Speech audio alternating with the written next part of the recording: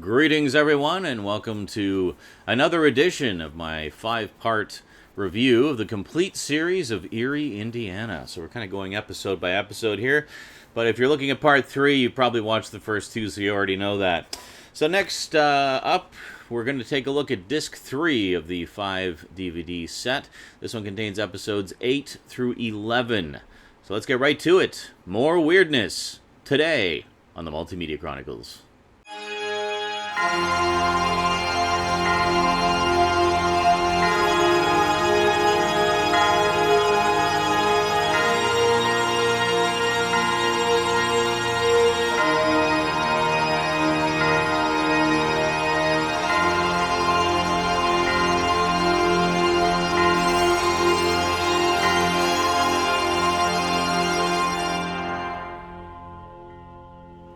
Welcome back.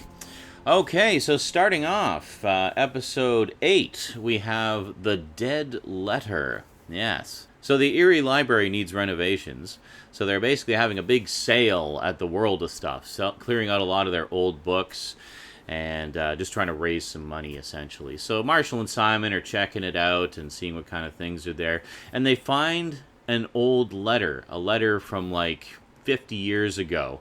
That appears that it was never actually delivered. It was never actually mailed. So Simon is like, oh, so we should probably do the right thing and mail it, right? And Marshall's like, whatever, we're going to open it and read it. I mean, it's 50 years old. So they open it and read it, and no sooner do they do that than this young man appears out of thin air, and it's like, oh, I'm so glad, you guys found my letter. Now, you have to deliver that for me. So basically what it is this is the ghost of the young man who wrote the letter originally, and he needs Marshall to deliver it for him. But meanwhile, Marshall just thinks like, oh, he's a ghost, he's evil, and he's probably, this is eerie, there's some like horrible intent here.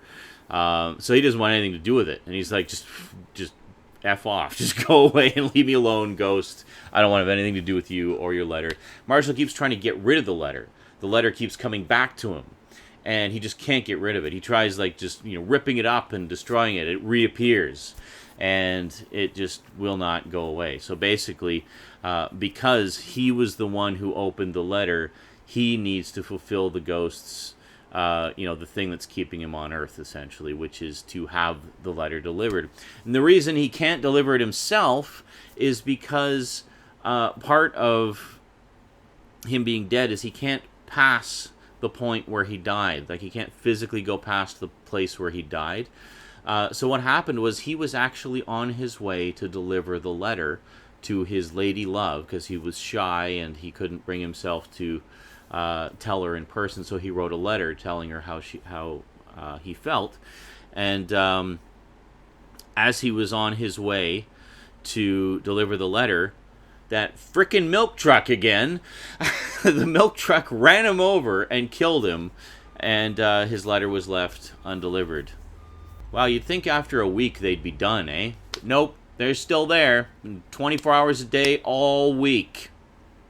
So the long and the short of it is, once they figure out that, okay, maybe he's not evil, he's just a lovesick sap, they need to go and deliver the letter. Now, of course, the young 13-year-old girl that he was going to deliver the letter to back 50 years ago is now an old lady. And when Marshall tells her that, see, I've got a letter here from so-and-so, she doesn't believe him. She thinks he's just full of it and doesn't want to have anything to do with it. So they've got to convince her that, no, this is genuine. Like, his ghost has come back and wants you to have this letter. And so it basically becomes a ghostly matchmaking thing where they've got to get these two together to just talk or something. And it's, again, it's actually a very touching episode. And I got to mention, I talk about notable actors that appear in this show. Well, who plays the young man ghost? None other than a very young Tobey Maguire. Yep, Spider-Man himself. As soon as he appeared, I was like, oh my god, is that Tobey Maguire? And it was. It was like pretty much everything notable that he's ever done since. This was like one of his early TV roles. And Yeah, it was really funny to see him, and actually he was perfect as this sort of lovesick, nebbish uh, character. So yeah, awesome, Tobey Maguire, gotta love it. So next up we have, oh yes, Who's Who. Who's Who is a fun episode.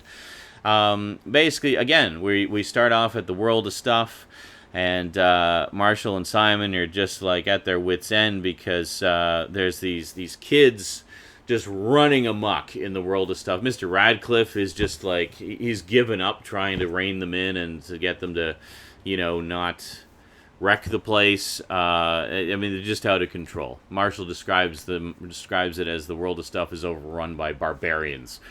And meanwhile, there's this young girl at the soda counter, and one of the boys is gonna like tie her shoelaces to the banister or to the seat or something like that. And Marshall's like, "Hey, leave her alone" and stuff. And then they find out very quickly that she's actually their sister, so she's related to them. So the young girl's name is Sarah Bob. All the kids are named something Bob. So it's kind of a take on the, I guess, trailer trash, hillbilly kind of thing. But, so Sarah Bob is an artist. She likes to draw, and she's actually very good. So, Marshall recently lost his bicycle, and so he describes it to her, and she said, well, what did it look like? And he says, well, it was... Actually, the funny thing is, he hardly describes anything. She says, how many speeds? And he says, 1. And then she just draws the bicycle from that description, and then she puts a flag on it. And he says, well, wow, that's exactly my bike, except it didn't have that flag on it. And, he says, oh, can I have the picture? Like, she offers to give him the picture. And he says, yeah, but I mean, you're an artist. You should sign it. I mean, I'd love to have you sign the picture. And it's like, oh, okay. But her pen runs out. And so they ask Radcliffe, do you have a pen or a pencil that she can use to sign her drawing? And he says, well, there's only one pencil left in this place, this Eerie #2 pencil. So, okay, cool. So she takes the pencil, she signs the drawing, and, awesome, cool, signed picture. Marshall and Simon leave the world of stuff, and right outside is the bike. So the bike from the drawing, right there with the flag and everything. So Marshall's like, I guess I got my bike back. So he takes the bike home. And then a little bit later, the police show up, and they've recovered Marshall's bike. So now there's 2 bikes, completely identical, except one has a flag sitting in the driveway. And he's just like, 2 bikes. That's not right. So literally, I mean, she drew this bike and it just manifested out of thin air. So she realizes, they go to talk to her at her house, and they find her father basically drunk, sitting on the couch, is completely ineffective. The brothers are just running amok through the house, and she's basically the mom of the house in a way, because her mother left. They said, oh, she's traveling, she's in France, but she's just left them basically. And there's not very subtle undertone of that there. So essentially, her being the only girl in the house, and the boys being malchauvinist pigs, she's essentially become the mom of the house. I mean, she's doing their laundry for them, she's cooking for them, she's cleaning for them, and she hates it. She hates every bit of it. So Marshall and Simon go to talk to her to tell her about the bike, and she realizes, like, oh, I can make things happen with my drawings. So she proceeds to draw a better life for herself. And I'm not going to say anything about where it goes, actually. Just find the episode and watch it, and you can see kind of where it goes. It's, again, another episode that's I mean, it starts out just crazy and off the wall and wacky, but then it actually ends very touchingly and poignantly and heartbreakingly. And yet another example of just how many places this show can take you, and just how good it is. I remembered seeing this one on TV originally, and I always found this amusing. When the end credits come on, all of the principal crew have Bob as their middle name. So it's like such and such, so and so Bob, so and so, so and so Bob, so and so. Consultant Joe, Bob, Dante, and so everybody is something Bob something. So I thought that was funny. And they often do. I should mention they often do that with the credits. It may not be the credits themselves or something silly, but the background that the credits are overlaid on top of is always something tied into that episode. So for example, the Halloween episode that I talked about last time, where the little kid was stuck in the Mummy movie. There's one point where the woman's just in the background screaming, and he's just kind of rolling his eyes, and like covering his ears because she's screaming so loud. So what they did was they put the entire take of that, of him just standing there looking exasperated at the camera and looking at her, looking at the camera, covering his ears, and like sighing, and she's just freaking out in the background. So they put that in the background of the credits and stuff like that. So, what was it? The one Just Say No to Fun with the eye exams. They have like the shot of the eye exam machine with just the lenses spinning for the whole thing, and so they always have something kind of goofy for the end credits, and I like that. It's just one of those little sort of finishing touches, that makes each episode a little bit more unique. And I like that a lot. So carrying on, next up we have The Lost Hour. The Lost Hour. Now, this one's all about daylight savings time. Now, daylight savings time is interesting because for years now, people have been saying, like, do we even need daylight savings time? Is there even any point to it anymore? Some states and some provinces don't do daylight savings time. They just leave the clocks as they are. I happen to be in one that does, so we spring ahead and we fall back. Speaking of which, it should be just about time for that soon. It's probably already come and gone by the time you're seeing this video. But anyway, so in Indiana, at least in Eerie, Indiana, they don't do daylight savings time. And it's fall, and so they should be going back an hour and gaining an hour. So Marshall and Simon are hanging out, and they're having a sleepover, basically. And they're watching movies, and Marshall's dad comes in and says, okay, guys, time for lights out. And Marshall says, but it's daylight savings time. The clocks go back an hour today. I want my extra hour. And he's like, well, we don't do daylight savings time here. That was in New York we did, but here we don't. Or it was New Jersey, sorry. So New Jersey we did, but here we don't. And he's like, well, that's not fair. I want my extra hour. So as he's going to bed, he sets his watch back an hour, and he's like, you know what? Screw this. I'm gonna set my watch back an hour anyway. I don't care if the rest of Indiana doesn't. I want my hour. So he does, and then he wakes up the next morning and finds that he's completely alone. There's nobody anywhere. So he walks around. He's like, where is everybody? Is there anybody here? And he encounters these garbage men who are disposing of just huge bags of garbage. And he asks them, like, hey, you guys are the first people I've seen. What's going on here? And they don't say anything. They just kind of advance. And he's here like very quietly, very subtle sound design here. Almost like this animalistic growl sound in the background as they're approaching him. So they advancing menacingly towards him. He's just like, yeah, I think I'll just go away now. And then as he's leaving, the milkmen I kind of spoiled it there. As he's leaving, the garbage men are advancing on him, and it's clear that they're going to get him. So then suddenly this milk truck pulls up. And no, it doesn't run him over. This milk truck pulls up, and there's this old man, and it's like, quick, get in. So he gets in and meets up with the old man. By the way, the old man is played by veteran character actor Eric Christmas, who, he was in everything from like the 70s right through to the 90s. He was in a lot of the old sitcoms and variety shows, and even a lot of dramas and stuff. Just a very versatile character actor. Chances are you'd recognize him if you saw him. He was in a lot of stuff. He died in the late 90s, I think. But But yeah, he was in a ton of stuff. You'd totally recognize him. Anyway, he plays the milkman. So the milkman shows up, and he basically tells Marshall that he's in the lost hour. That this is the hour where nothing exists. Basically, it's the daylight savings time hour that Eerie doesn't celebrate or doesn't participate in. So the cosmic powers that be use that hour to clean things up in between hours.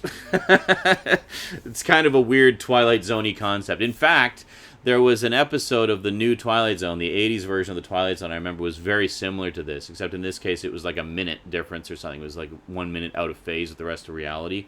So there was these men who would come around and sort of adjust everything for what was seen or interacted with during that minute.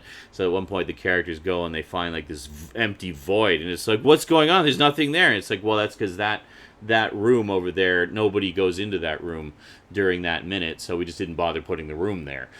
So if it's not going to be used, we don't bother putting it there because it's more efficient. It saves time, right?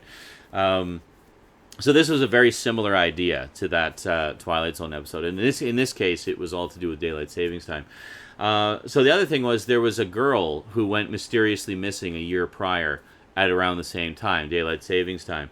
And it turns out she did much the same thing. She set her watch back and ended up in the lost hour, except she had been lost there for the entire year. So they got that one opportunity to get back into Eerie. And they have to basically set the watch ahead an hour and be in the exact spot where they came into the lost hour, and then they can escape. Except Marshall left his watch on his nightstand, so he doesn't have it with him. So he came to the lost hour, but his watch is back in the real world. So he's got to figure out a way to communicate with Simon and get Simon to change the watch ahead an hour at the exact moment. And that's going to be tricky, considering they're basically in other dimensions. So, quite a fun Twilight Zone-y episode. I've always liked those types of stories where it's like the last man on Earth kind of stories, and that's basically what this is he wakes up to find he's the last person in Eerie, and has to figure out what's going on and how he's going to get back and not get killed by the trash men.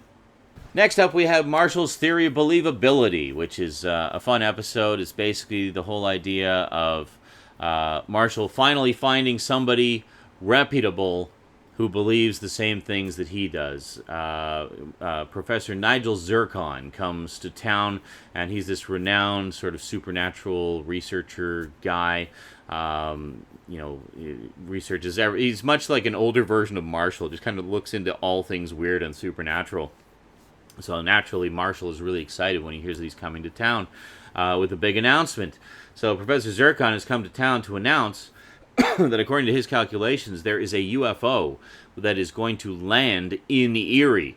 So he basically announces it to the town, and they're all excited but also scared. And the mayor, however, the mayor is a great recurring character, by the way, just beautiful, sleazy mayor character.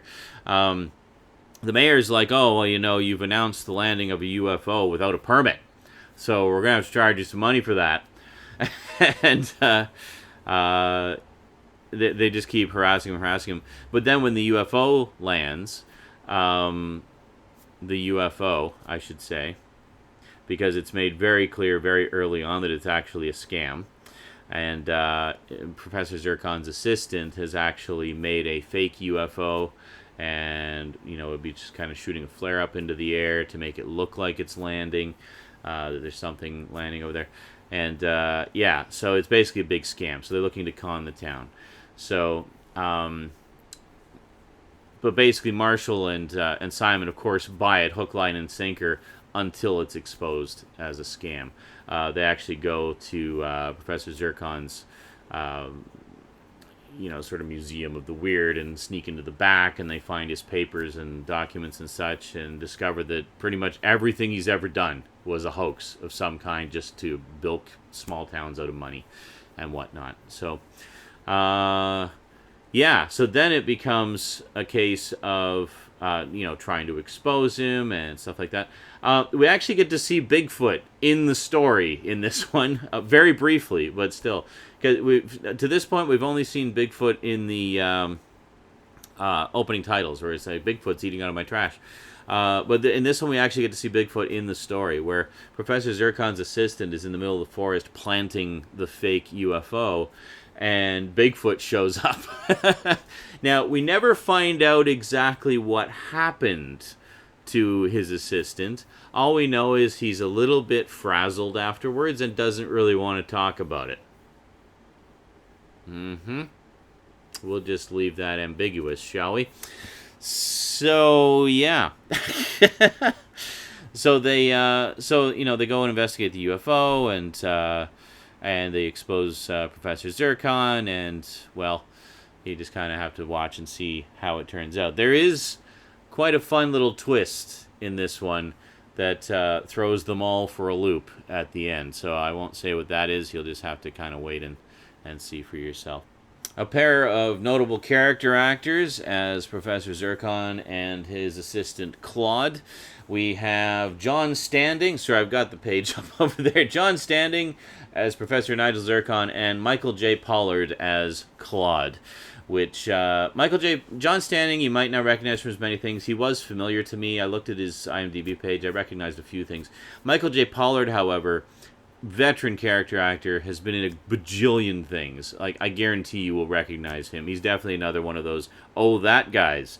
You know, when you see someone, you're like, oh, that guy. I've seen him in something. Yeah, a character actor. That's the life of a character actor, man. There's, you recognize the face, you rarely know the name. So I make a point of trying to learn the names, because I often really enjoy these various character actors that pop up from time to time. Michael J. Pollard is one that I know I've seen in a ton of stuff. If you look at his IMDb page, it's like a who's who of important shows on TV over the past 30 years. But great stuff. A lot of fun, good episode, and a good place to end this week's Eerie, Indiana reviews. Yay! We made it through another disc. All right, so next time we'll take a look at disc 4, the penultimate disc. The episodes on disc 4, what do we got? So 12, 13, 14, 15, 12 through 15. Episodes 12 through 15, things kind of changed for Eerie, Indiana. Some say for the better, some say for the worse. And it may have signed the death warrant for the show, actually. But we'll talk about that next time.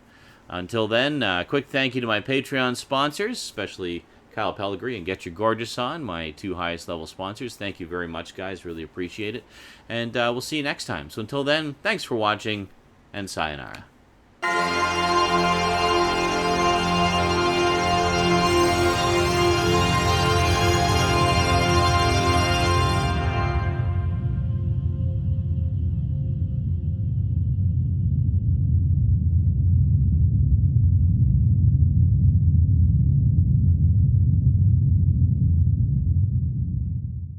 So the Eerie Library needs renovations.